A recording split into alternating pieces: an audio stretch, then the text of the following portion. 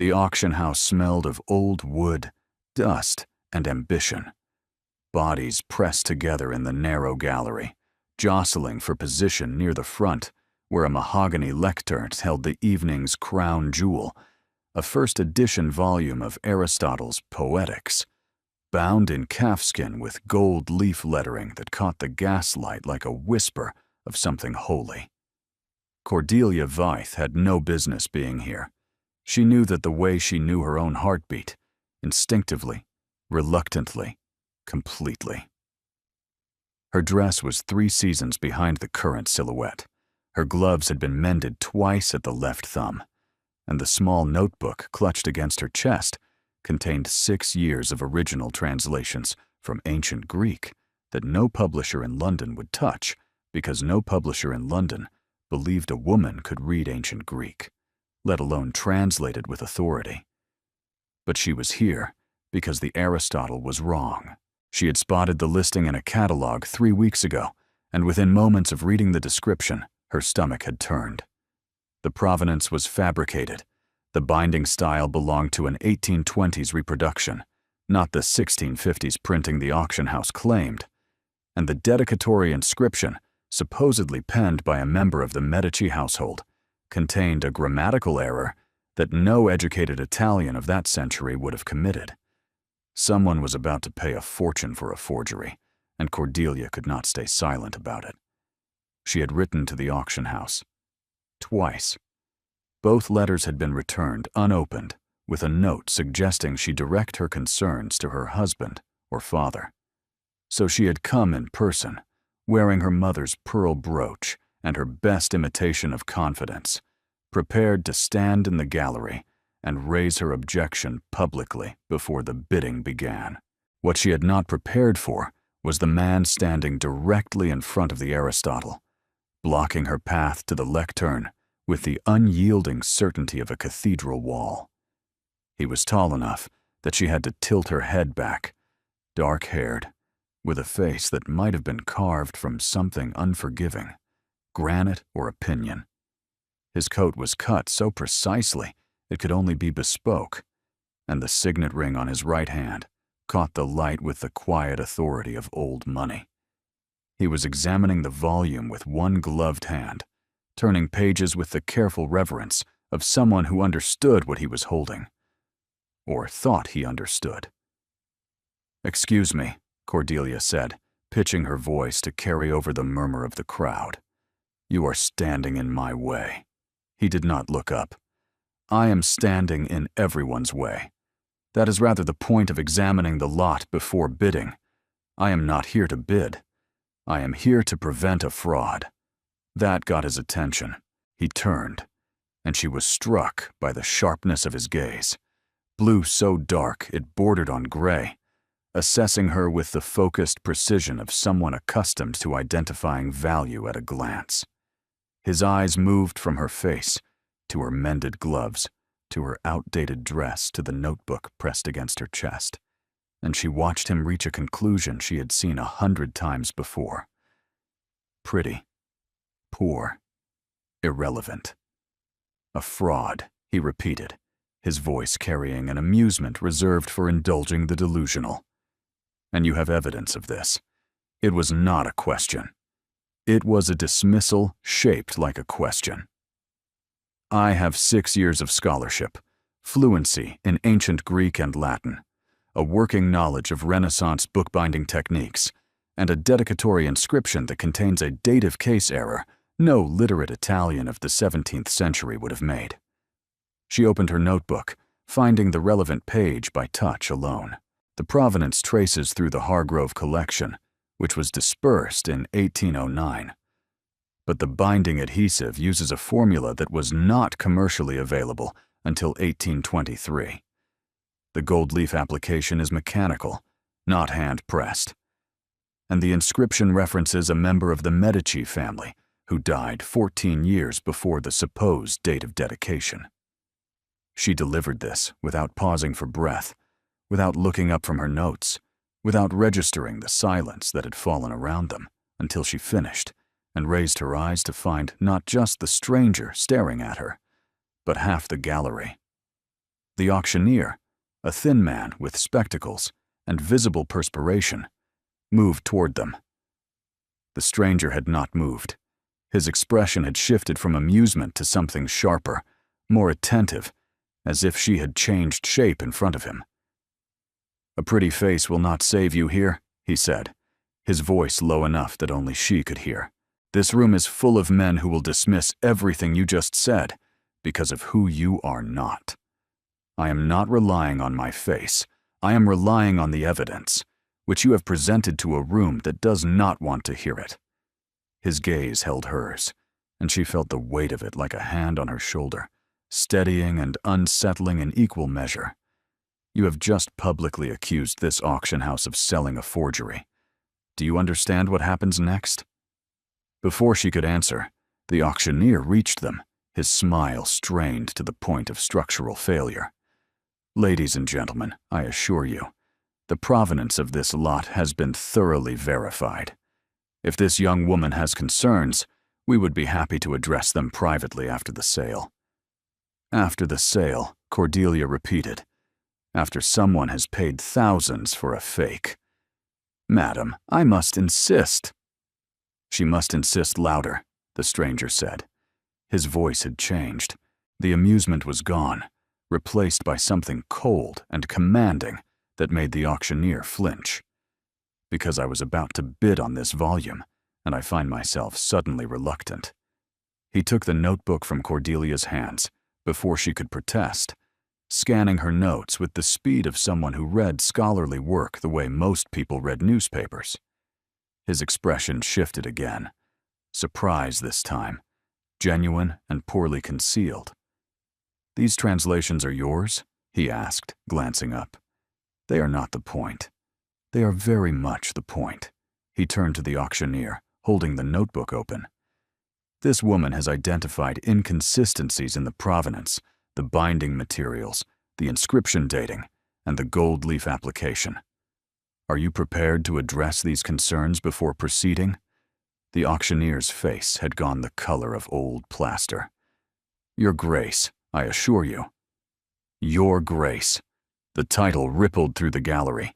Cordelia's stomach plummeted. The man she had interrupted, argued with, and practically lectured on Renaissance bookbinding was a duke. "I would like an independent verification before any bids are accepted," the stranger continued, addressing the room now. "If the lady's concerns prove unfounded, I will personally apologize and double my opening bid. But if she is correct, this house has a rather serious problem." The gallery erupted, and in the center of it all, the stranger turned back to Cordelia. "You have just made yourself very interesting," he said quietly, "and very visible. I hope you are prepared for what that means. I came here to stop a fraud. I was not thinking about visibility." "No, you were not." His lips curved into something that was not quite a smile. "That is precisely why you are interesting." He extended his hand. "Oberon Hale, Duke of Thornfield. And you are the woman who just set fire to my evening. Cordelia Vaith. And your evening was built on a forgery, so perhaps it deserved burning." Something flickered in his eyes, bright and dangerous. "Yes," he said slowly. "Perhaps it did." The auction was suspended. Cordelia found herself standing next to a duke who had not released her notebook. "Miss Vaith," he said, "I believe we need to have a conversation. About you." He tucked her notebook into his coat pocket. "I have a carriage outside. I am offering you a ride home and a conversation, not an abduction. I do not get into carriages with strangers. We are not strangers. I know your name, your scholarly expertise, and your glove size. You know my title and my taste in rare books. By London standards, we are practically engaged. Come, Miss Vaith. You have nowhere else to go tonight, and I have a proposition." The word should have alarmed her. Instead, it sparked something she had spent years trying to smother: curiosity. Against every rational instinct, she followed him out of the gallery and into the sharp night air, where a black lacquered carriage waited, drawn by matched grays that probably cost more than her father's annual income. She climbed in.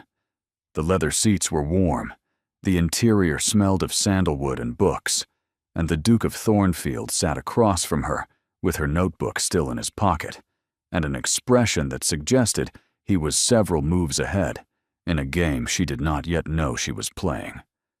The carriage rolled through lamplit streets, while Cordelia tried to decide whether she had just made the bravest or the stupidest decision of her life. The Duke sat across from her in perfect stillness, watching her with that unsettling blue-gray gaze that missed nothing. "Your notebook," he said. "These translations from the poetics. You did them yourself?" "I told you. 6 years of work. My father taught me Greek and Latin before he lost the school. After that, self-taught from his library, before we had to sell most of it. He ran a small academy for boys in Harrowden, classical languages, rhetoric, philosophy. Then the building's owner tripled the rent, and a competing school opened with a wealthy patron. The academy closed in 1819. He has not been the same since. And your mother takes in copying work for a solicitor. She has beautiful handwriting and no complaints, ever. Siblings? 1 brother, Phineas. He is 20 and convinced that the next venture will be the one that changes everything. He has been saying that since he was 16. She met his eyes. "Why are you asking me all of this?" "Because I need to understand who you are before I make you an offer." The carriage turned a corner, and gaslight swept across his face, illuminating the sharp plains and shadowed hollows. He looked carved from something expensive and unforgiving. But his eyes were careful, calculating, not cruel. "My situation is this," he said. "I am in possession of one of the largest private libraries in England. My father spent 40 years building it before his death, 14 months ago. The collection is extraordinary. It is also in complete disarray, and I have reason to believe that several pieces may be forgeries, similar to the one you identified tonight. I need someone to catalog, authenticate, and organize the entire library. And you think I am qualified based on 5 minutes of argument? I think you identified a forgery that 3 professional authenticators missed. And I think you need this opportunity as much as I need your expertise." A position, he proposed. Thornfield Hall. Room, board, full access to the collection, a salary to support her family. His sister lived there. Cordelia would be presented as her companion as well. A respectable cover. A cover. So, this is not simply a scholarly appointment. It is a performance. Everything in society is a performance, Miss Vaith. I am simply offering you a stage where your actual talents might be useful. "Why me?" she asked.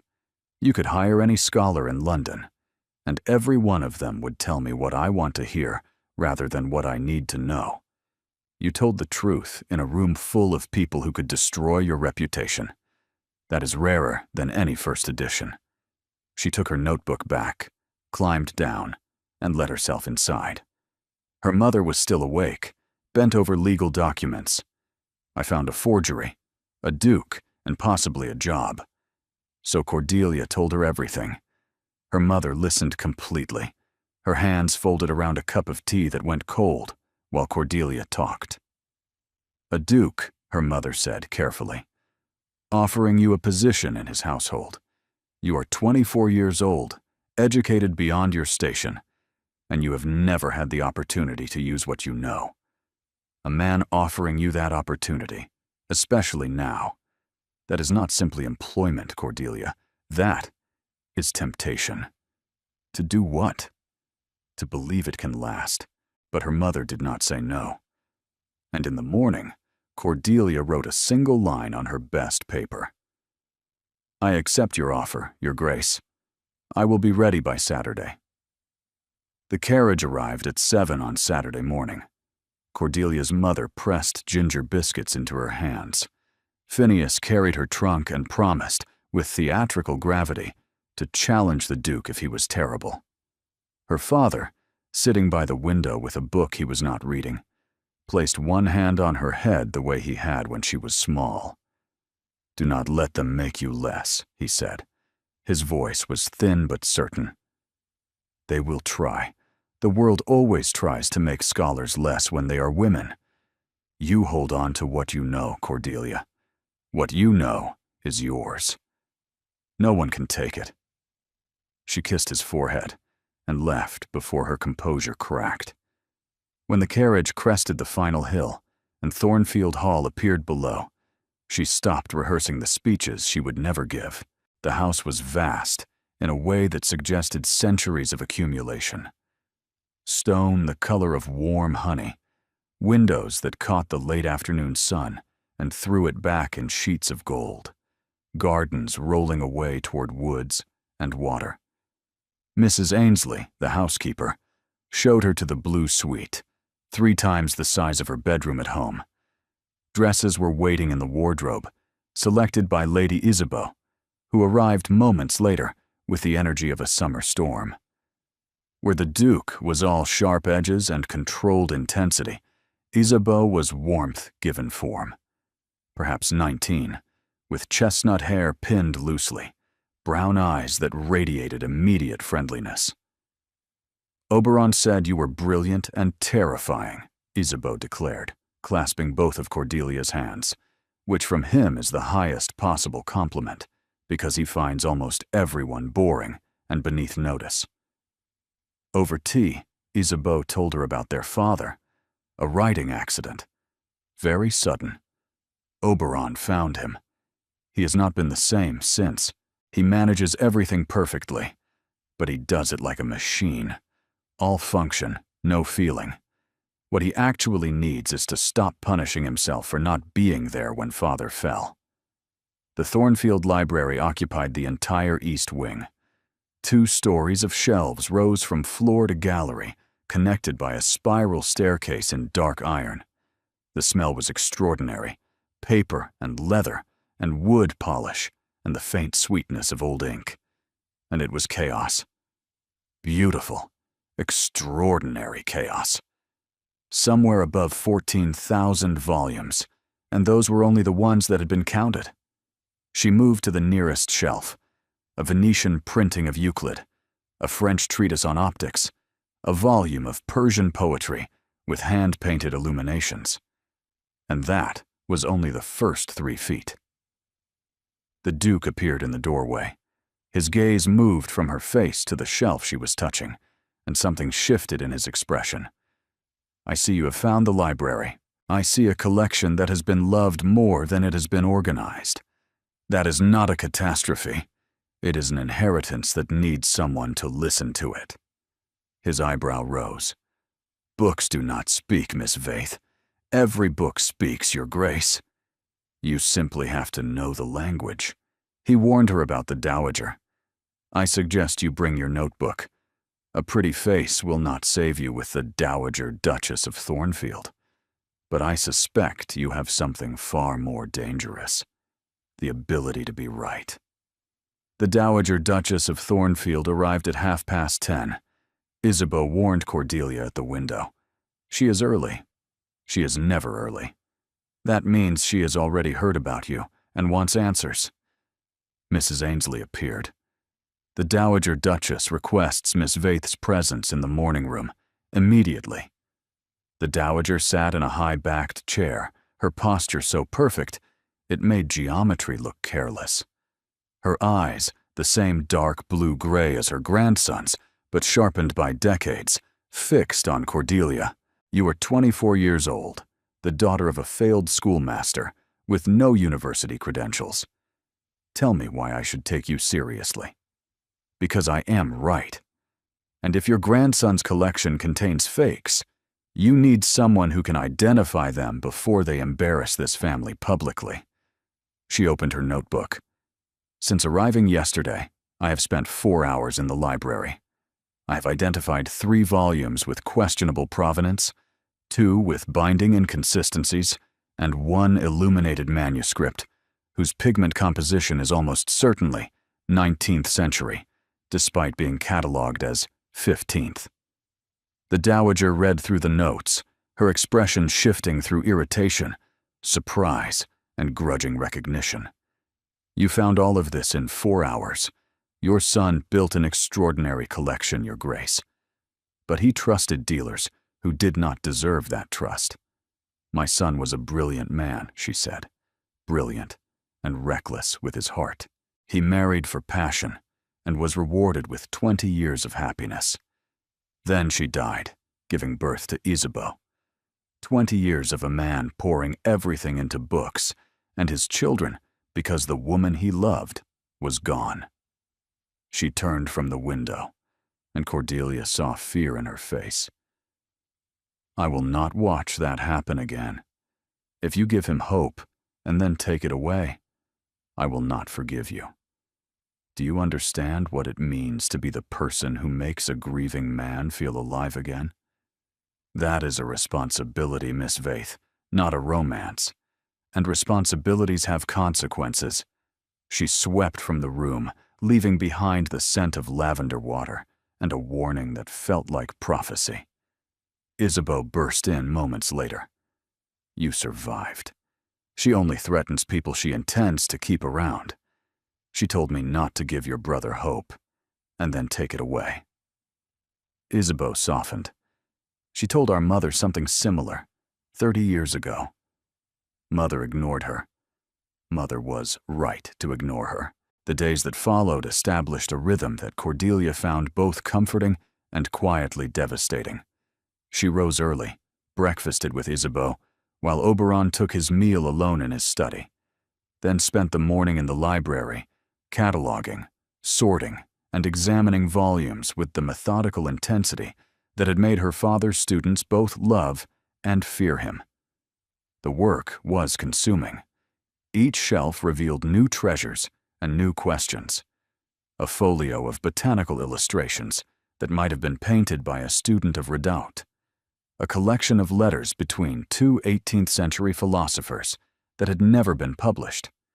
A medieval psalter with marginalia in 3 languages. And woven among the genuine pieces, the fakes, subtle and professionally done. Volumes that looked right at first glance, but fell apart under scrutiny, the way a beautiful sentence collapses when you realize the grammar is wrong. She kept meticulous records. Every volume received an entry in her ledger. She worked in silence, mostly, and Oberon appeared in the library each evening. They worked in parallel, barely speaking, occupying the same space, in a silence that felt more companionable than any conversation she had ever had. On the 4th evening, he broke the pattern. You have been staring at that manuscript for 20 minutes without writing anything, he said. Cordelia showed him the volume. This is modern. The parchment has been artificially aged with tea staining, and the ink contains a compound, not synthesized until 1792. Someone sold your father a 16th-century transcription of Sappho manufactured in a workshop within the last 30 years. 300 pounds, the ledger says. That is the danger of being a passionate collector, she told him. Passion makes people see what they hope for instead of what exists. You are not speaking only about books, he said. I am speaking exactly about books. If you hear something else, that is your interpretation. He told her about his father. My father did not grieve for 20 years. He loved for 20 years. There is a difference my grandmother has never understood. He lived a full life while carrying someone he could not forget. That is not grief.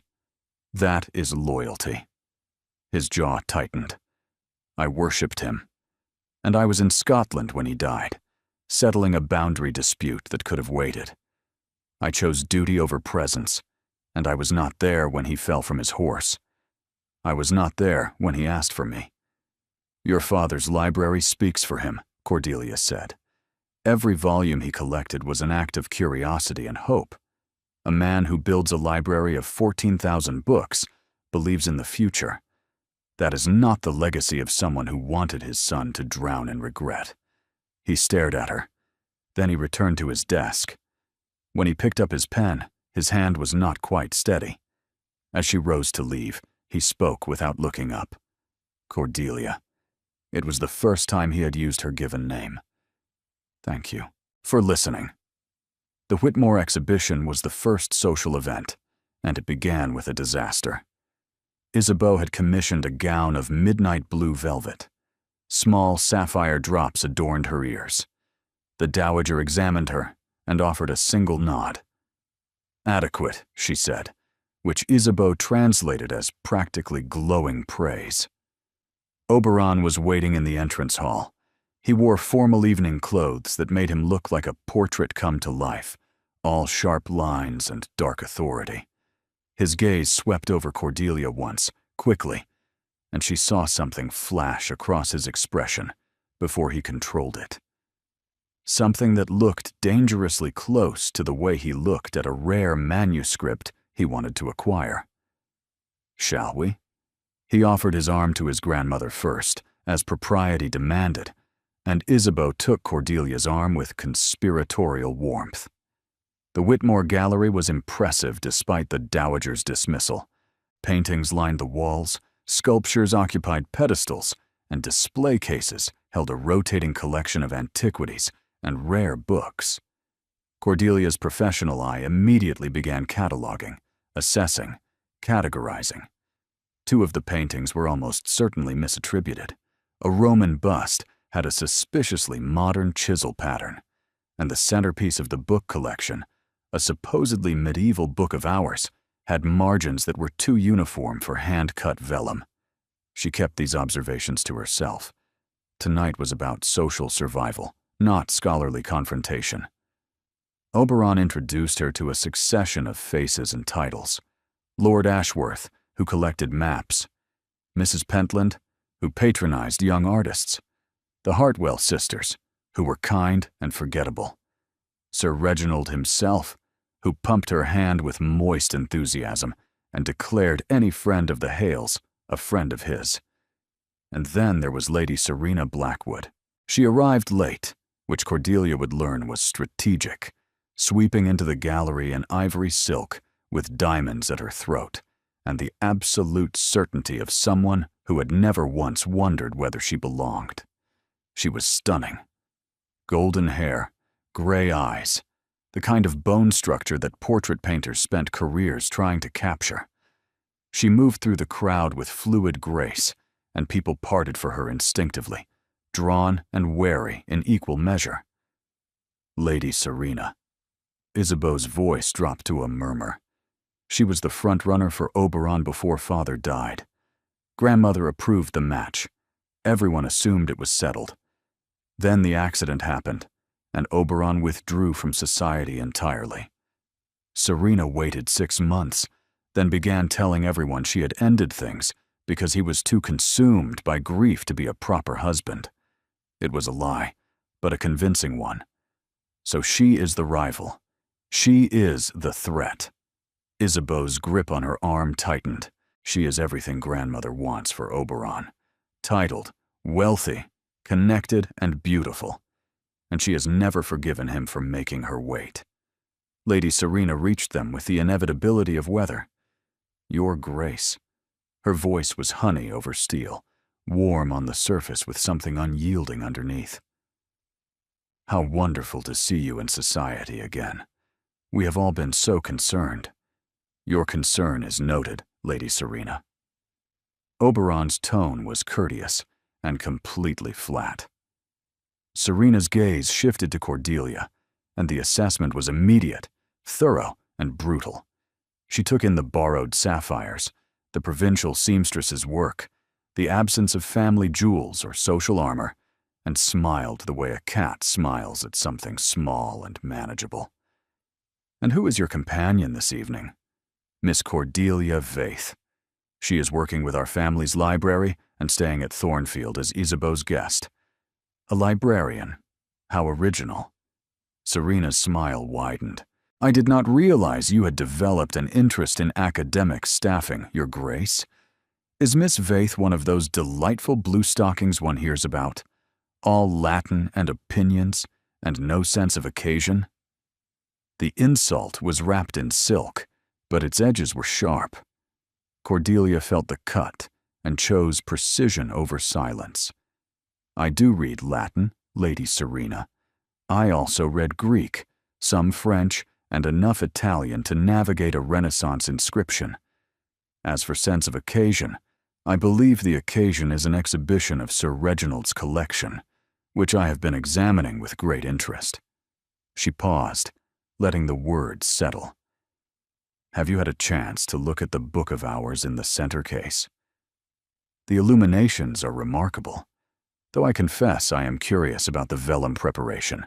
It seems unusually consistent for a medieval workshop. The observation was innocuous on the surface, but Cordelia delivered it with the same quiet authority she had used at the auction house. She was not attacking, she was demonstrating. There is a difference between a pretty face and a prepared mind, and she intended the distinction to be visible. Serena's smile froze. I am afraid I do not examine books quite so closely. No, Cordelia agreed pleasantly. I imagine you do not. Beside her, she felt rather than saw Oberon's reaction, a slight tension in his posture that might have been alarm or might have been admiration. The dowager, who had materialized nearby with the silent menace of a warship, watched the exchange with narrowed eyes. Serena recovered with practiced grace. How charming! A scholar with spirit. I do hope you enjoy your time at Thornfield, Miss Vaith. Country houses can be so isolating for those accustomed to more modest surroundings. One does miss familiar comforts. I find the library quite comfortable, thank you. 14,000 volumes are excellent company. The temperature between them could have frosted glass. Serena held Cordelia's gaze for a beat too long, then turned to Oberon with a warmth so calculated it practically came with annotations. Your Grace, I had hoped we might speak privately this evening. There are matters from before your father's passing that remain unresolved between us. I was not aware anything remained unresolved, Lady Serena. You made your position quite clear when you announced to London that you had ended our association. A flicker of something raw crossed Serena's face, anger or shame, or both. That was a misunderstanding. I was trying to protect your reputation during a difficult time. My reputation did not require protection. It required honesty. If you will excuse me, I promise to show Miss Vaith the Whitmore Cartography Collection. She has expertise in period authentication that Sir Reginald might find enlightening. He offered Cordelia his arm, and they walked to a smaller room where maps hung on every wall. She sees you as a threat, he said, because you possess something she does not. Latin? Substance. He told her he wanted her to call him Oberon. Miss Vaith and your Grace feel like armor, he said, and I find myself wanting less of it when you are near. Before she could respond, Isabeau appeared. Lady Serena is telling everyone that Miss Vaith insulted the Book of Hours. She fights with narrative, Cordelia, and right now she is writing a story in which you are the villain. Then I need to rewrite it. Then they need to hear mine. She pulled free from Isabeau's grip and walked back into the main gallery, where Serena Blackwood was indeed holding court beside a table of champagne flutes, surrounded by a cluster of guests who listened with the avid attention of people watching a fire they did not have to put out. Oberon stood nearby, his expression controlled, clearly preparing to intervene with social precision. But Cordelia did not wait for him. She walked directly to Sir Reginald, who was hovering at the edge of the group with the anxious expression of a host watching his evening collapse. Sir Reginald, she said, her voice carrying with the clarity her father had spent years teaching her to project. I understand there has been a misunderstanding about my comments regarding your Book of Hours. I want to assure you that my observation was not a criticism. It was admiration. The illuminations are genuinely extraordinary, and if the vellum preparation is indeed consistent throughout, It may suggest that the workshop had access to techniques more advanced than previously documented. That would make your volume more significant, not less. It was a reframe, a deliberate, tactical reframe that took Serena's narrative of insult and inverted it into a narrative of scholarly validation. Sir Reginald's face transformed from anxiety to delight. "More significant," he repeated. "Potentially. I would need to examine it more closely, naturally. But if you would permit me to include your Book of Hours in a comparative study I am conducting alongside the Thornfield collection, I believe the results could be quite illuminating." Pun intended. Someone laughed. Then someone else. The tension in the room cracked and reformed around Cordelia, no longer hostile, but curious, impressed, entertained. Sir Reginald pumped her hand again. "My dear Miss Vaith, I would be honored, absolutely honored. You must come back, examine anything you like. The collection is at your disposal." She felt Oberon's gaze on her from across the room, heavy with something she was not ready to name. When she finally allowed herself to glance at him, he was not smiling, but his eyes were. The warmth in them was unmistakable and entirely at odds with the controlled exterior he presented to the world. Serena stood silent, her champagne untouched, watching Cordelia with an expression that had shifted from contempt to something far more dangerous. Recognition. She had underestimated Cordelia Vaith. She would not make that mistake again. 3 days after the Whitmore exhibition, Cordelia found a letter hidden inside a volume of Herodotus on the second gallery shelf. It was not part of the collection. It was personal, written in the late Duke's hand, addressed to no one, dated 6 weeks before his death. She recognized the handwriting from the marginalia she had been cataloging for days, the same careful, slightly slanted script that filled the edges of philosophy texts with questions and arguments and the occasional sketch of a flower. She should not have read it. It was private, a dead man's thoughts pressed between pages like a leaf preserved by accident. But the first line caught her eye before propriety could intervene. "I am beginning to suspect that the truest things in life are the ones we almost fail to say." She read the rest standing on the gallery stairs, her cataloging forgotten, her heart beating in her throat. The letter was a meditation on silence, on the words the late Duke had never spoken to his children, his mother, the memory of his wife. On the way, grief had become a language he spoke fluently but could not translate for others. On the particular loneliness of being surrounded by people who loved you, and not knowing how to tell them that love alone was not enough, that what he needed was for someone to sit with him in the darkness without trying to light a candle. The final paragraph made her eyes burn. "I have filled this house with books because books never demand that you be well. They do not ask how you are, and then look disappointed when the answer is not what they hoped. They sit on their shelves and wait, patient and permanent. And when you are ready, they offer you someone else's thoughts, so that you do not have to be alone with your own. My children deserve better than a father who hides in libraries. My mother deserves better than a son who answers duty with silence. But I do not know how to be better. I only know how to be here, among the pages, where the quiet does not feel like failure." Cordelia folded the letter carefully and held it against her chest. She was still standing there when Oberon entered the library below. He looked up, saw her on the gallery stairs, and frowned. "You have been up there for over an hour. Alice said you missed tea. I found something." She descended the stairs, the letter in her hands. It was inside the Herodotus, Volume 3, second shelf. She held it out to him. He took it, read the first line, and went very still.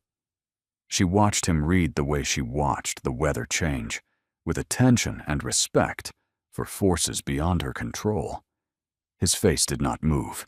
His hands did not tremble. But something behind his eyes shifted, tectonic and slow, like a foundation settling under new weight. When he finished, he did not speak immediately.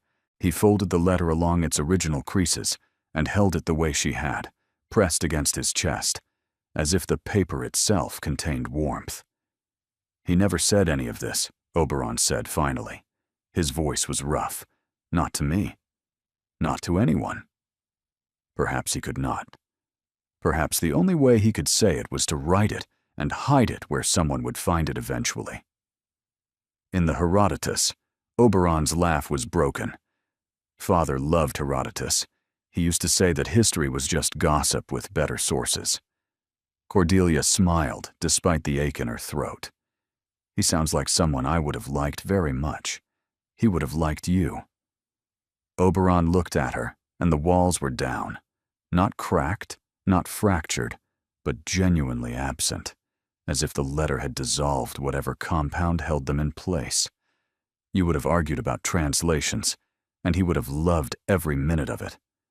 The library felt smaller suddenly, warmer. The late afternoon light caught dust motes in the air between them, turning them gold, and Cordelia was aware with painful clarity that she was standing very close to a man who was holding his dead father's hidden confession and looking at her as if she were the only solid thing in a world that kept shifting. "I should catalog this," she said softly, "for the collection records." "No." He stepped closer. "Not everything belongs in a catalog. Some things are just for us." The word us landed between them with the weight of a door closing, or opening. She could not tell which. "Oberon." He kissed her.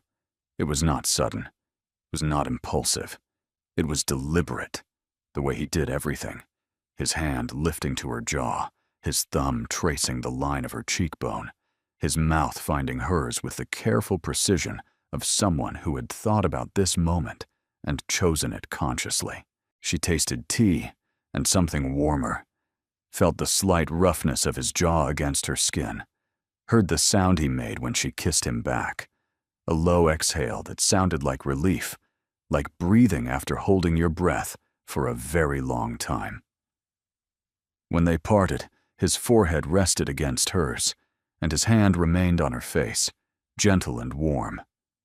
"That was not in our arrangement," she whispered. "No." His voice was quiet. "That was entirely outside our arrangement."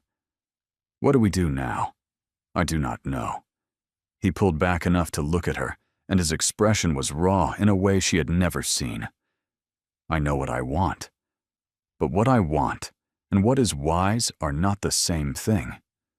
When has wisdom ever made anyone happy?" His lips curved. "Is that a scholarly opinion?" "It is a human one." They stood in the fading light, close enough to touch, but not touching. The letter between them and the ghost of a kiss that had changed the architecture of everything. "We need to be careful," Oberon said finally.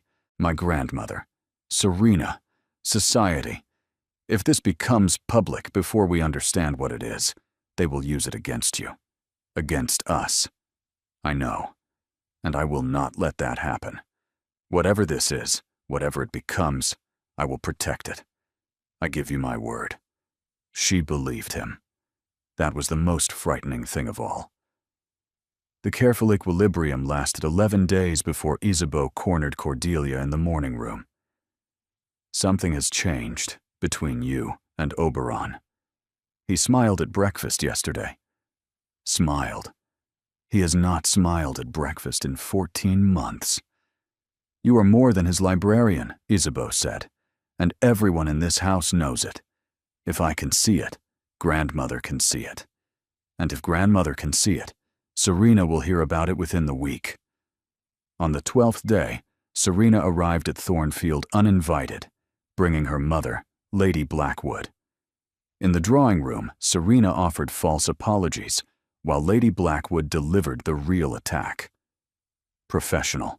Lady Blackwood spoke for the first time, her voice carrying the careful weight of someone who treated words like currency, an interesting choice of word for a woman living in a duke's household, without formal employment, without professional credentials, and without, if you will forgive my directness, without any social standing that would ordinarily justify such an arrangement.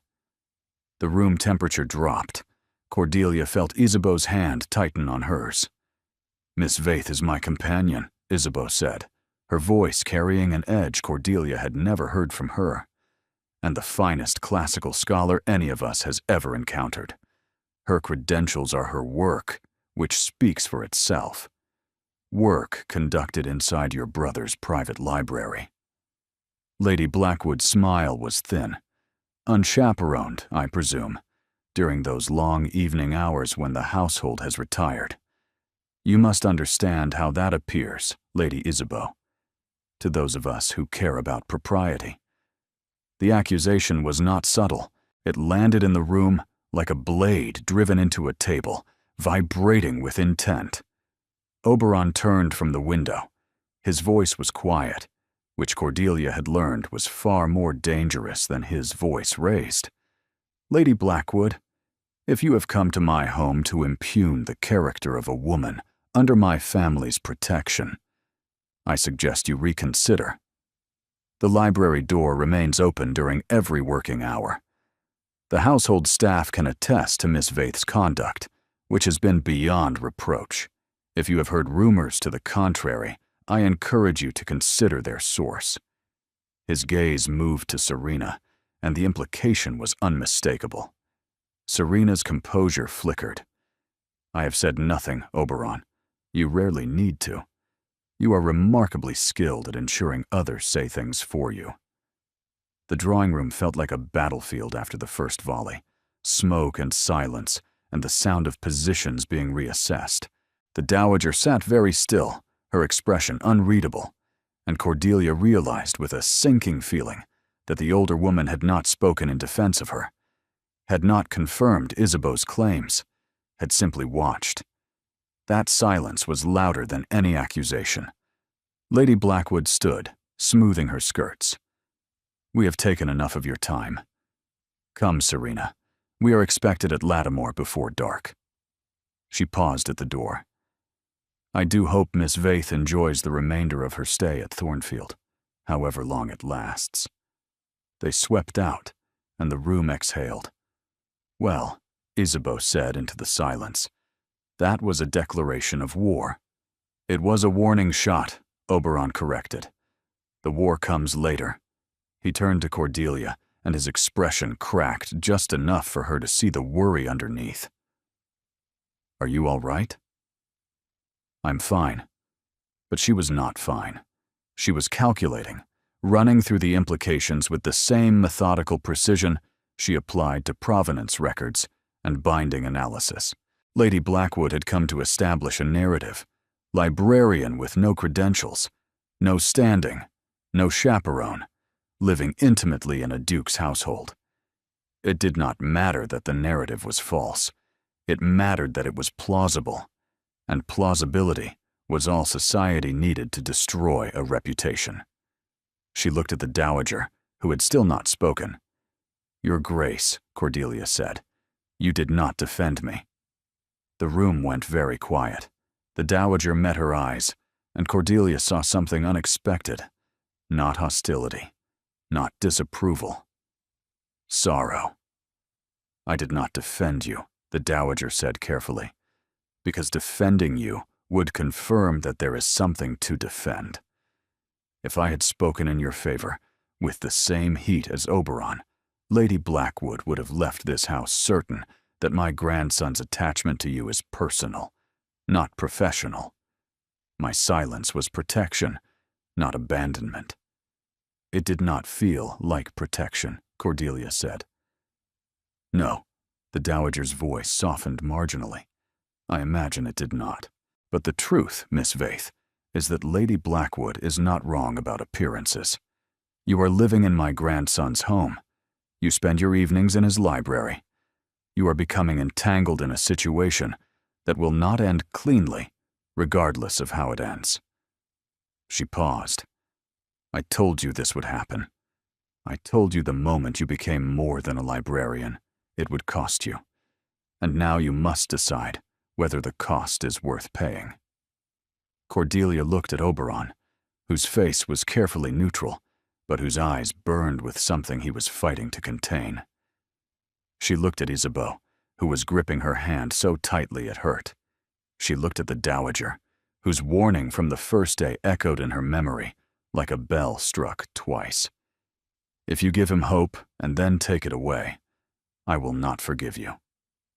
She was not sure anymore who would be taking hope away from whom. Cordelia packed in the dark, not because she needed to. The hour was barely past midnight, and no one would notice her leaving before dawn, but because packing in the dark felt honest. She was leaving a life that had never truly been hers, and doing it without the comfort of clear sight seemed appropriate. She folded the amber dress first, then the midnight blue velvet, then the other gowns Isabeau had provided.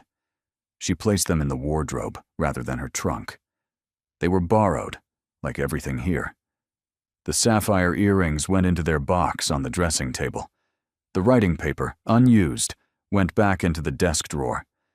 She kept 3 things: her notebooks, filled with months of cataloging work that belonged to her, regardless of circumstance. Her original translations, battered and ink-stained, the 6 years of scholarship that had started everything, and a single pressed flower, a sprig of lavender she had found between the pages of the Herodotus the day she discovered the late Duke's letter, which she chose to believe he had placed there deliberately, a bookmark made of something living. She wrote 2 letters by candlelight. The first was to Isabeau. Dear Isabeau, you are the most generous and fierce person I have ever known. You welcomed me without question, defended me without hesitation, and treated me like family when I had no claim to that kindness. I am leaving because staying has become selfish. My presence causes your brother pain and your family scandal. I will not be the reason Thornfield becomes a battleground. Please do not blame yourself. You gave me something I have never had before, a friend who saw me as I am and thought that was enough. I will carry that always, with love and gratitude, Cordelia. The second letter took 4 attempts. She wrote and discarded 3 versions, each too honest or not honest enough, before settling on words that felt like stones in her mouth. Oberon. I am returning home. The situation at Thornfield has become untenable, and I believe my departure is necessary to protect your family from the scrutiny my presence invites. My cataloging notes are complete through the second gallery. The authentication ledger contains detailed assessments of every volume I examined, including the 17 I have identified as likely forgeries. The work can be continued by any competent scholar with access to my methodology, which I have documented in the brown notebook on the library desk. Please do not interpret this as rejection. It is the opposite. I am leaving because what I feel for you has made it impossible to remain here as a professional, and impossible to remain here as anything else without destroying everything you have built. You deserve someone whose presence does not cost you. You deserve peace. Thank you for the library. Thank you for your father's letter. Thank you for making me believe, even temporarily, that what I know matters as much as who I am. Yours, Cordelia. She sealed both letters and placed them on the writing desk, where Alice would find them in the morning. Then she carried her trunk down the servants' staircase, moving slowly in the dark, and let herself out through the kitchen door into the gray pre-dawn. The walk to the village took an hour. She hired a cart to the nearest coaching inn and waited for the morning post to carry her south, sitting on a wooden bench with her trunk at her feet and her translations in her lap, and the distinct sensation that she had just performed surgery on herself without anesthetic. Home was smaller than she remembered. The rooms had shrunk, or she had expanded, or both. Her mother opened the door, took one look at her face, and pulled her inside without questions. Her father glanced up from his chair nodded as if she had only been gone an afternoon, and returned to his book. Phineas was not there. A note on the kitchen table said he had gone to London on business, which meant he was chasing another venture with another fast-talking partner, and Cordelia did not have the energy to worry about it. For 3 days, she tried to reassemble her old life. She wrote to her former tutoring families. She organized her translations. She helped her mother with the copying work, her handwriting steady even when her thoughts were not. At night, she lay in her narrow bed and stared at the ceiling and thought about a library that smelled of cedar and paper, and a man whose kiss had tasted like relief. On the 4th day, her mother sat down across from her at the kitchen table and set 2 cups of tea between them like a negotiator establishing terms. "You are miserable," her mother said. "This is not an accusation. It is an observation. I am readjusting. It takes time. You are not readjusting. You are retreating. There is a difference, and you know it because you are your father's daughter, and retreating is what he did when the academy closed, and you swore you would never do the same." The words cut because they were precise. Cordelia wrapped her hands around her teacup and said nothing. "Tell me what happened," her mother said. "Not the facts. I can see the facts. Tell me what you feel." So Cordelia told her. Not the chronology, not the social maneuvering, not the provenance records and forgery assessments. She told her about the library at dusk, with the fire lit, and the books breathing around them. About a man who read her notebook like it mattered. About a kiss that felt like the answer to a question she had not known she was asking. About a grandmother whose warnings were love in disguise. About a rival whose cruelty was just fear wearing diamonds. About leaving because staying meant wanting something she could not have without costing someone else everything. Her mother listened completely, the way she always did, and when Cordelia finished, the kitchen was quiet except for the clock.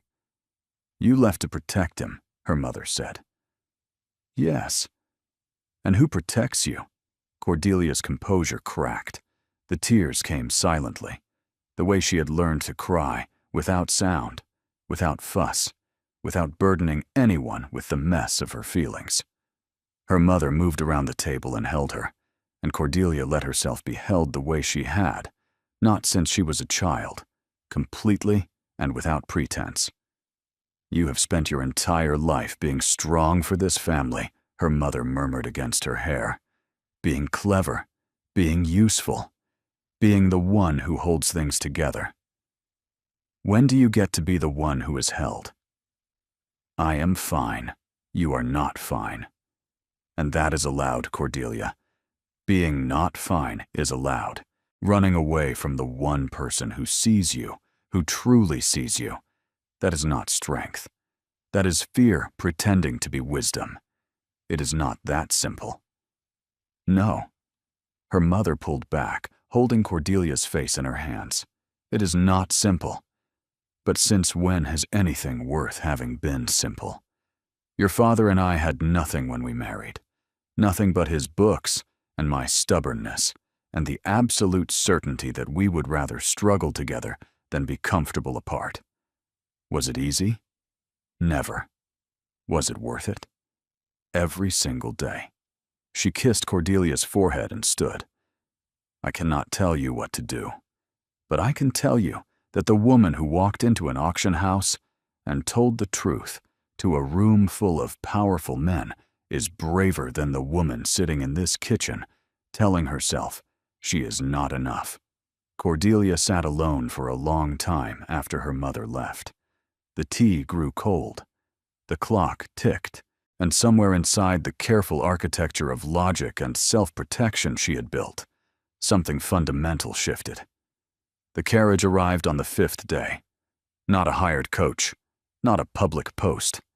The same black lacquered carriage with matched grays that had carried her to Thornfield the first time, pulling up to her narrow street with the quiet authority of a world that refused to let her go.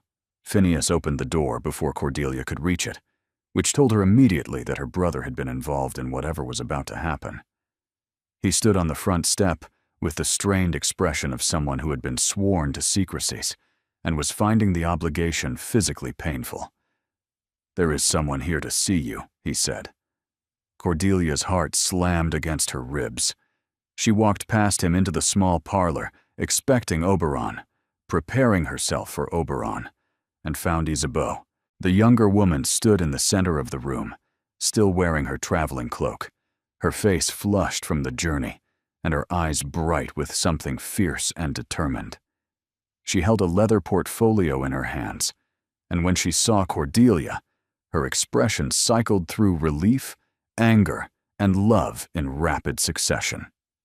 "You left," Isabeau said. Her voice was steady, but her hands were not. "You left without saying goodbye. You left a letter, which is not the same thing. And then you disappeared before dawn like a thief, except what you stole was yourself, and that is considerably worse. Isabeau, I am sorry. Sorry is insufficient. Do you know what happened after you left? Oberon read your letter and did not speak for an entire day. Not a word. Not to me, not to grandmother, not to the staff. He sat in the library with your cataloging notes spread around him and your letter in his hand. And he just existed there, silent, like a man who had been told something he already knew, but had been refusing to hear. Cordelia's throat closed. She pressed her fingers to her mouth to keep the sound inside. Grandmother, Isabeau continued, was furious, not at you, at herself. She said she had pushed too hard, that her silence during Lady Blackwood's visit had been a miscalculation, that she had treated your feelings as expendable in service of strategy. She has been writing letters of apology, which for grandmother is the emotional equivalent of throwing herself on a sword. And Serena has been telling everyone who will listen that you fled in disgrace, that the Duke discovered your scholarship was fraudulent and dismissed you, that the entire arrangement was a scandal barely contained. Isabeau's jaw set. She is writing the narrative, Cordelia, the one I warned you about, and you are not there to challenge it. Cordelia sank into a chair. I left to protect your family from exactly this kind of scrutiny. You left to protect yourself from hoping. There is a difference, and I love you too much to pretend otherwise. Isabeau knelt in front of her, setting the portfolio on the floor. I brought you something, from Oberon. He does not know I am here, which means I will face his wrath when I return. But he is accustomed to my insubordination, and frankly, it will give him something to feel, besides grief. She opened the portfolio and removed a sheaf of papers. Letters, Cordelia realized. Dozens of them, written in different hands, on different papers, spanning what appeared to be several weeks. These are responses to your authentication work, Isabeau said.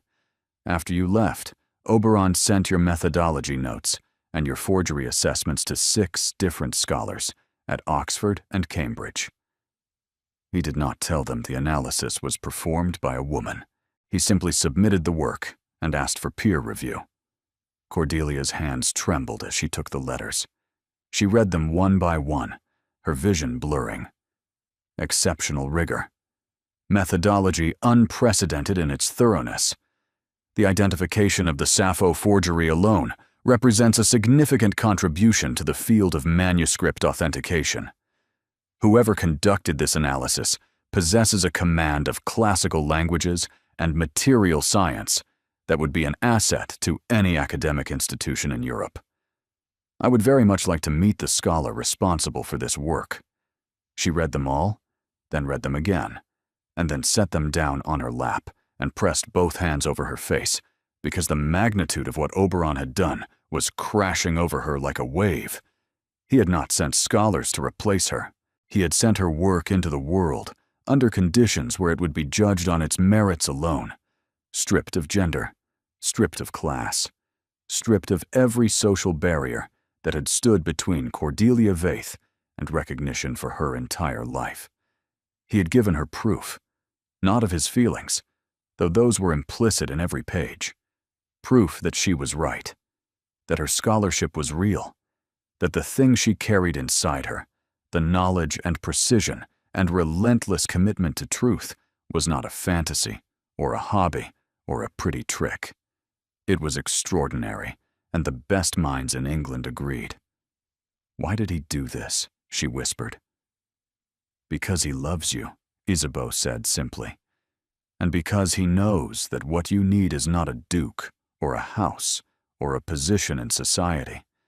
What you need is to be seen for what you are. And he wanted to make sure that when you looked at yourself, you could not pretend to be less than you are ever again."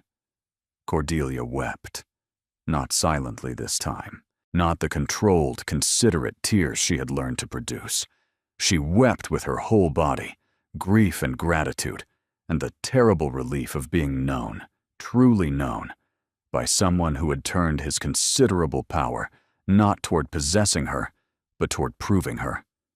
Isabeau held her through it. And when the storm passed, and Cordelia sat red-eyed and raw in her mother's parlor, with academic validation scattered across her lap, and a younger woman's arms around her shoulders, she heard herself say the words she had been refusing to speak. "I need to go back." Isabeau squeezed her so hard it hurt. "The carriage is waiting." "Now?" "He has been drowning for 5 days, Cordelia. I would prefer we not make it 6. Cordelia looked at the letters one more time. Then she looked at her mother, who had appeared in the doorway with the quiet prescience of someone who had been expecting this exact moment. "Go," her mother said. "And this time, stay." Cordelia packed nothing. She took the letters, her translations, the pressed lavender, and herself, and climbed into the carriage that had come to bring her home. Not to the house where she had grown up, to the house where she had grown into who she was supposed to be. Thornfield appeared through the carriage window as the sun was setting. The honey-colored stone turned amber in the fading light, the windows glowing from within.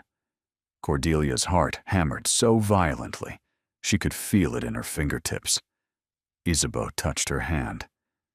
"He will be in the library. He is always in the library now."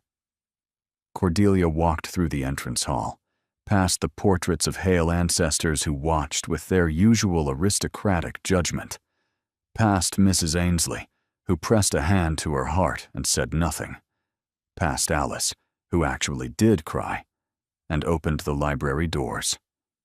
Oberon was exactly where Isabeau said he would be, seated at the desk, surrounded by Cordelia's cataloging notes spread in a careful semicircle, her authentication ledger open before him, her brown methodology notebook propped against a stack of volumes, as if he had been reading it repeatedly. He looked up. The expression on his face was something she would carry for the rest of her life.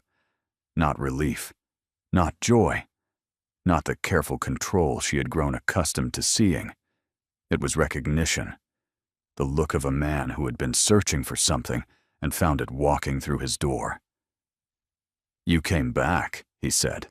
His voice was rough. "You sent my work to Oxford. I sent your work where it belonged." He stood, and she saw how much the 5 days had cost him. The shadows beneath his eyes, the tension in his shoulders, the slight unsteadiness of his hands. "You left without letting me fight for this. There was nothing to fight for. Lady Blackwood was right.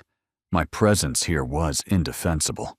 Your presence here was the only defensible thing in my life." He crossed the room to her, stopping just close enough that she could feel the warmth of him without contact. "You left a letter telling me I deserve peace. But peace without you is just silence, Cordelia. And I have had enough silence to last a lifetime. Your grandmother. My grandmother has spent the last 5 days reconsidering every assumption she has made about what this family needs." He took her hands, and his grip was not gentle. It was desperate, the hold of someone who had let go once and refuse to do it again. She told me something this morning that I need you to hear. What did she say? She said that my father spent 20 years being loyal to a ghost, and that she would rather see me risk scandal with a living woman than watch me build a shrine to loneliness and call it duty. Cordelia's breath caught. She said that? She also said that if you broke my heart again, she would personally hunt you down and deliver a lecture so devastating it would be studied by future generations as a masterwork of maternal fury. But the first part was more relevant. Despite everything, despite the tears still drying on her face and the terror still coiling in her stomach, Cordelia laughed. And the sound of it broke something open between them, the last wall and the final pretense that this was temporary or professional or controllable. I love you, she said. I have been trying not to, but I am apparently terrible at not loving you. You are terrible at running away, too. You lasted 5 days. He cupped her face, the way he had when he first kissed her, his thumb tracing the line of her cheekbone. I love you. Not because you are brilliant, though you are. Not because you challenge me, though you do. Because you are the only person who has ever walked into a room full of people who could destroy her and told the truth anyway. And that kind of courage makes me want to be brave enough to deserve it. He kissed her. This time, it was not careful. It was the kiss of a man who had spent 5 days in a library full of her absence, learning the particular cruelty of rooms that still smelled like someone you loved. She kissed him back with equal ferocity, her hands fisting in his shirt, pulling him closer as if proximity could make up for the days she had wasted being afraid. When they finally broke apart, breathing hard, foreheads pressed together, the library was dark except for the fire. We need to talk to your grandmother, Cordelia said. Tomorrow. Oberon. Tomorrow, he repeated, and kissed her again. The dowager was waiting in the morning room when they came down for breakfast, which meant she had been informed of Cordelia's return and had positioned herself for maximum strategic advantage. She sat in her usual chair, her posture immaculate, her expression arranged in a configuration that Cordelia had learned to read as I have opinions, and you will hear them. Oberon held Cordelia's hand as they entered. He did not release it. The dowager looked at their joined hands, then at Cordelia's face, then at her grandson's expression, which was open and determined and entirely without the controlled neutrality he had worn like armor for the past 14 months. Sit down, the dowager said. They sat, still holding hands. Isabeau appeared in the doorway behind them, hovering with the visible tension of someone prepared to intervene if necessary. Your Grace, Cordelia began. The dowager held up one hand. Before you deliver whatever speech you have prepared, and I am certain it is a very fine speech because you are distressingly articulate, I have something to say. She stood, moving to the window in what Cordelia recognized as the older woman's habitual thinking posture. I was wrong, the dowager said. The words fell into the room like stones into still water. Isabeau made a sound. Oberon went completely still. I was wrong, the dowager repeated, turning to face them. About you, Miss Voith. About what my grandson needs. About what this family needs. I spent so long protecting Oberon from the kind of consuming love that defined his father's life that I failed to notice the difference between protecting someone and imprisoning them. She looked at Cordelia directly. You did not pursue my grandson. You did not scheme or manipulate or exploit his grief. You walked into his life and told the truth, consistently, relentlessly, at personal cost, and he fell in love with you because truthfulness is the rarest and most valuable thing in his world. I should have recognized that. I did not, and the result was that you left believing you were not wanted here. I left believing I was not enough, Cordelia said quietly. The dowager flinched. It was slight, barely perceptible, but Cordelia saw it. "You are enough," the dowager said, and the words sounded like they cost her something. "You are considerably more than enough. You are what my son should have had, someone who sees the person behind the title and loves both. I failed to give him that. I drove away his wife with my disapproval and spent 30 years regretting it in silence. I will not make the same mistake with his son." She crossed the room and stopped in front of Cordelia. Then she did something that made Isabeau gasp, and Oberon's hand tightened convulsively on Cordelia's.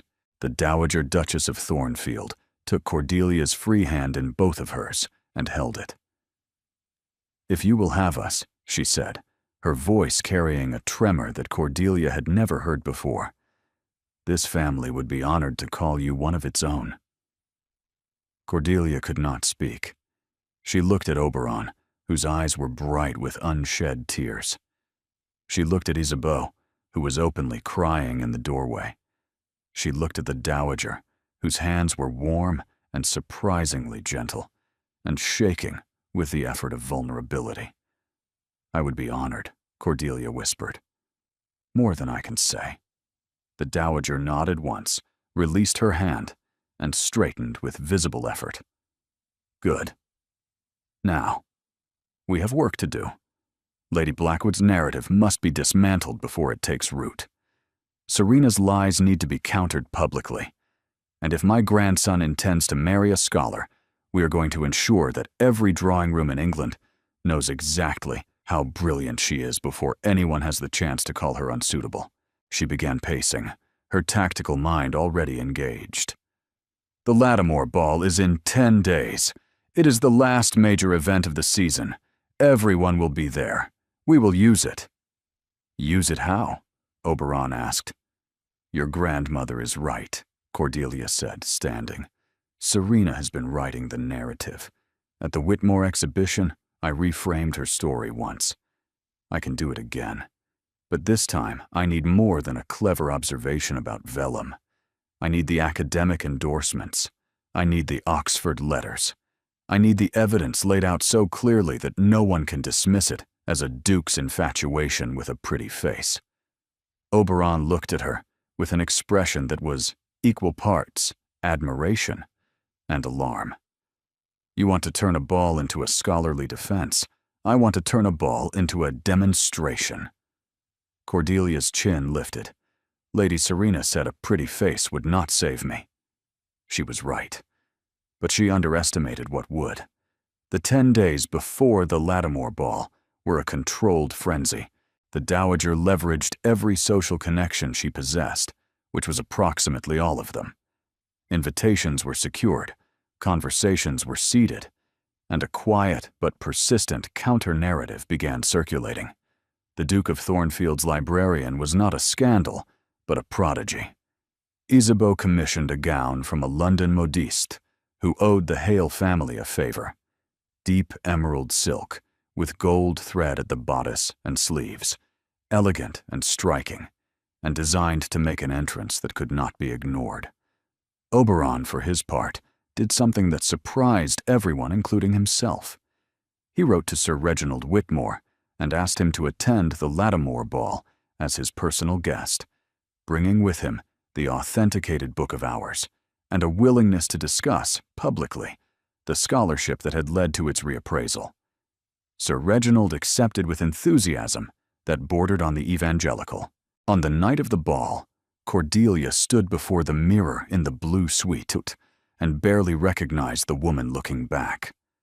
The emerald gown transformed her, not into someone else, but into the version of herself she had always suspected existed beneath the mended gloves and outdated dresses. The scholar who was also beautiful. The woman who carried authority in her bearing because she had earned it in her work. The Dowager arrived at her door, examined her with the thoroughness of a general inspecting troops before battle, and said, "You will do." Then she paused. "You will do extraordinarily." From the Dowager, it was practically a declaration of love. Oberon was waiting in the entrance hall. His gaze found hers as she descended the staircase, and this time he did not look away, or control his expression, or find a neutral point above her shoulder. He looked at her, the way he looked at a rare manuscript he had searched for all his life and finally held in his hands. "You are," he began, then stopped. He shook his head slightly. "There are not words, and I am a man who lives in a library." She took his arm, feeling the warmth through his sleeve, feeling the strength and the steadiness and the barely contained emotion. Together, they walked to the carriage. The Lattimore ball was blazing. Hundreds of candles, hundreds of guests, music pouring from the ballroom like light from an opened door. They entered together, and the whispers began immediately. A wave of sound that rolled through the crowd as heads turned and fans fluttered, and the social mathematics of London recalculated in real time. Serena was there, radiant in white silk, positioned near the center of the room like a queen holding court. Her smile when she saw Cordelia was sharp enough to draw blood. "Miss Vaith, how brave of you to return. I had heard you had retired permanently to the country." Cordelia met her gaze. "Retirement implies the work is finished, Lady Serena. Mine is just beginning." Before Serena could respond, Sir Reginald appeared, practically vibrating with excitement, carrying a leather case that contained the authenticated Book of Hours. What followed was not a confrontation. It was a demonstration. Sir Reginald introduced Cordelia to a cluster of collectors, scholars, and cultural figures with the enthusiasm of a man presenting a national treasure. He described her authentication methodology, cited the Oxford and Cambridge endorsements, displayed the annotated assessment she had produced for his own collection, and concluded by announcing that 3 separate academic journals had expressed interest in publishing her work. Cordelia spoke with the clarity and precision her father had taught her, answering questions about forgery detection, provenance analysis, and manuscript dating with an authority that left no room for doubt. She was not performing. She was being wholly and completely the scholar she had always been, in a room that was finally willing to see it. The crowd shifted. The whispers changed texture.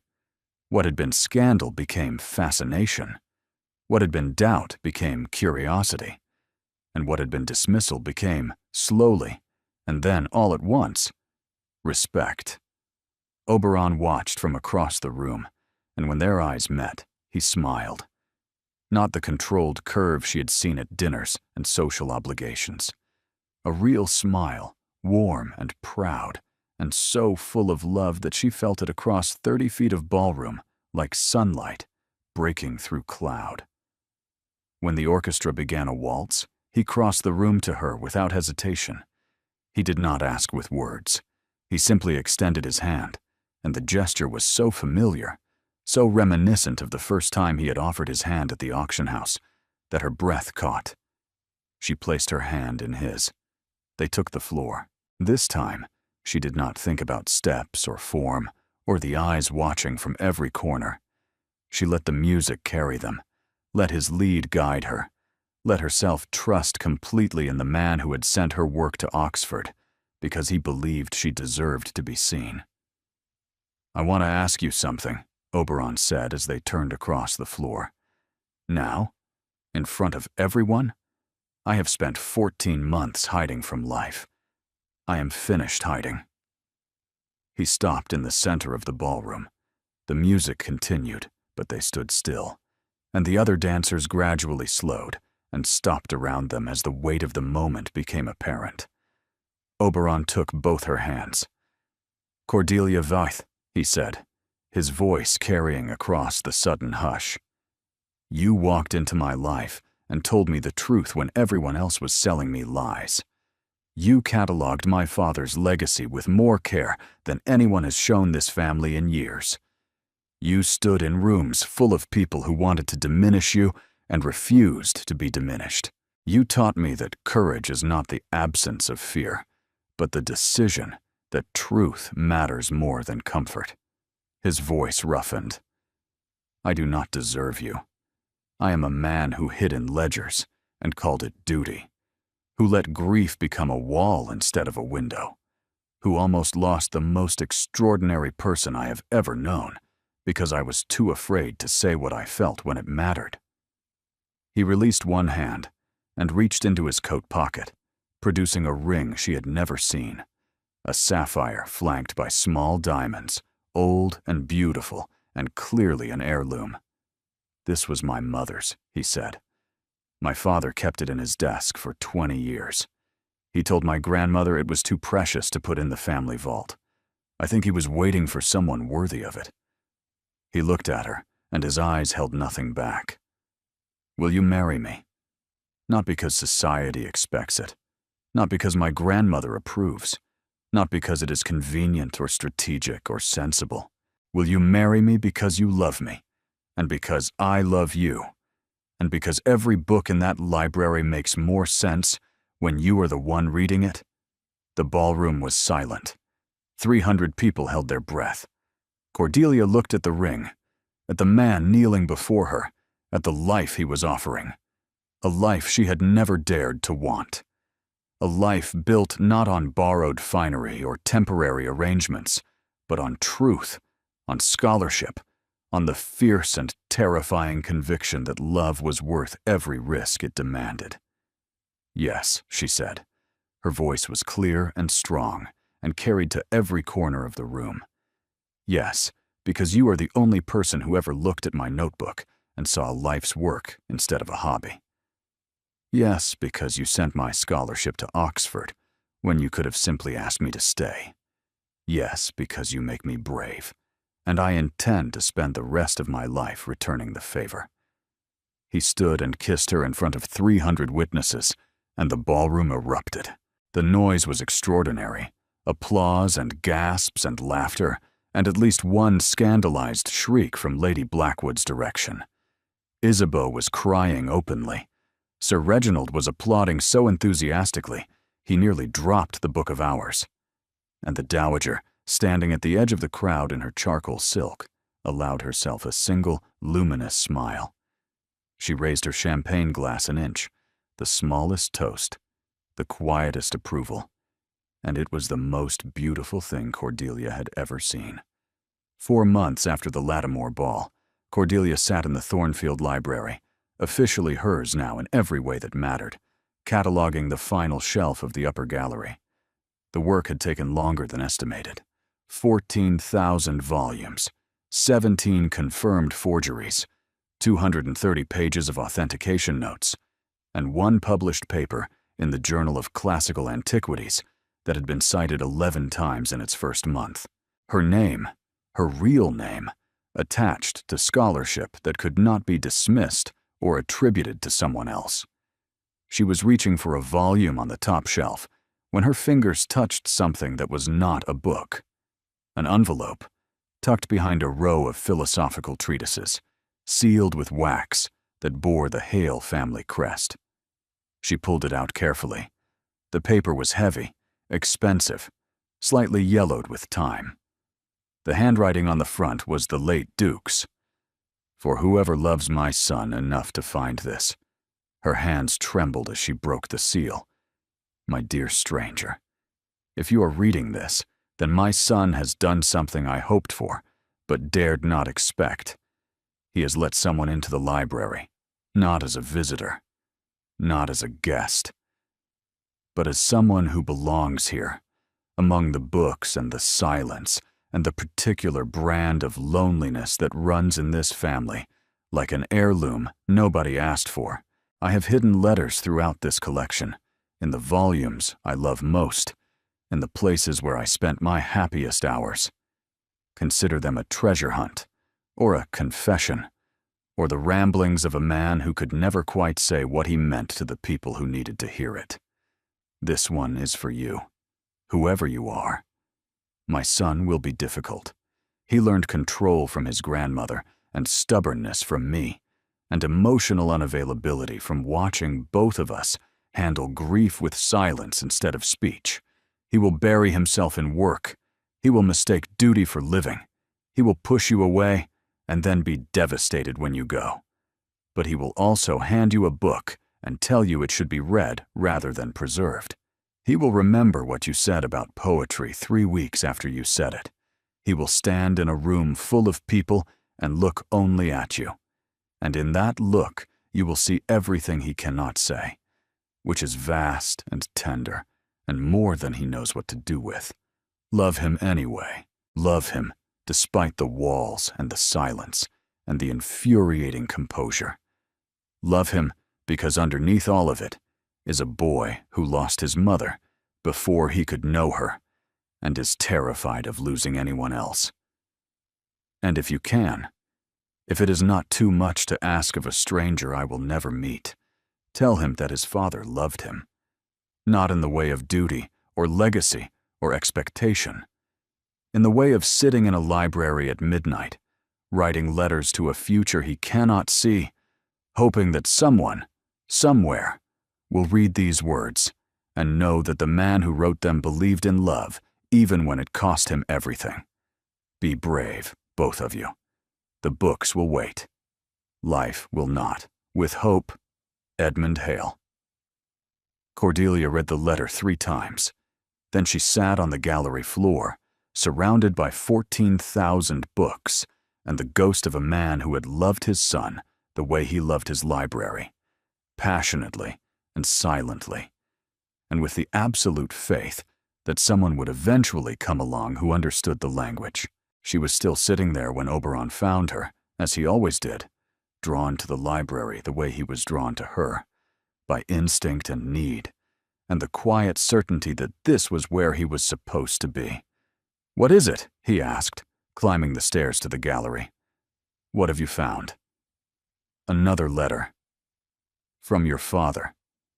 She handed it to him and watched him read. This time she did not look away. She watched every shift in his expression, every crack in the composure that was no longer armor, but simply habit, every moment of recognition and grief and gratitude that moved across his face like weather across a landscape. When he finished, he did not fold the letter. He held it open, rereading the final lines, his lips moving slightly as if committing them to memory. He knew, Oberon said. His voice was thick. He knew someone would come. He believed someone would come. That is different. Believing is harder. Oberon looked at her. "You came. I came armed with something else," she said, and smiled. He laughed, the sound bright and unexpected in the quiet gallery, and pulled her to her feet and into his arms. They stood among the books, holding each other, the letter pressed between them like a benediction from a man who had spent his life hiding love in the margins of the things he treasured most. Below them, the library stretched out in ordered rows, every volume catalogued, every forgery identified, and every shelf bearing the evidence of Cordelia's meticulous, passionate, relentless work. The work that had brought her here, the work that had proven her, the work that had given her a language the world was finally willing to hear. Outside, Isabeau's laughter carried from the garden, bright and irrepressible. The dowager could be heard instructing a gardener on the proper arrangement of the autumn borders, her tone suggesting that the roses had personally offended her. Mrs. Ainsley moved through the halls with her customary efficiency. Alice sang softly somewhere in the upper floors. Thornfield was alive, not with the desperate energy of performance or the brittle animation of social obligation, but with the warm, ordinary, extraordinary pulse of a family that had remembered how to live. Cordelia pulled back enough to look at her husband. His eyes were clear, present in the way that had once been so rare and was now so constant that she sometimes forgot it had ever been otherwise.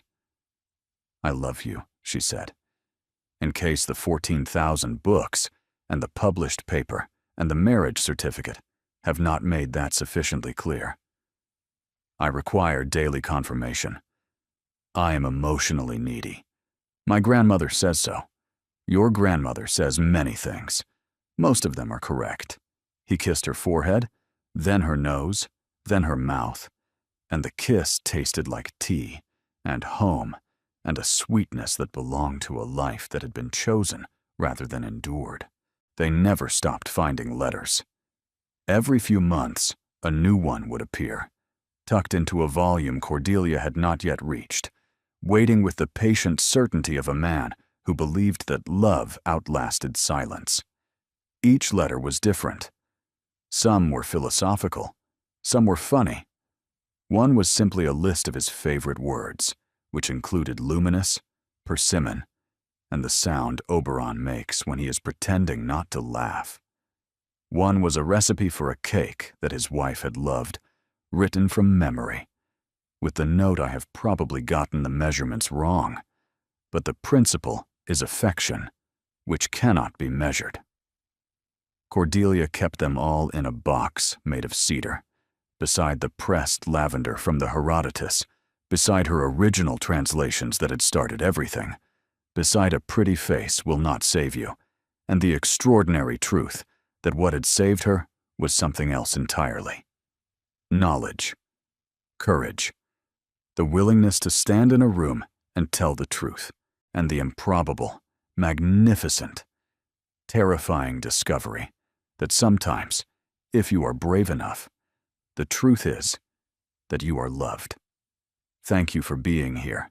You are the reason stories like this exist, because you believe in characters who lead with courage instead of convenience, in women who refuse to be defined by circumstance, in love that is earned through honesty and vulnerability, and the relentless decision to show up and be seen.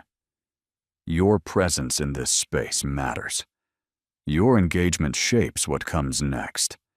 If a line moved you, if a scene made you hold your breath, share that in the comments. It helps more than you know. And if you are not yet subscribed, consider joining us. There are more stories coming.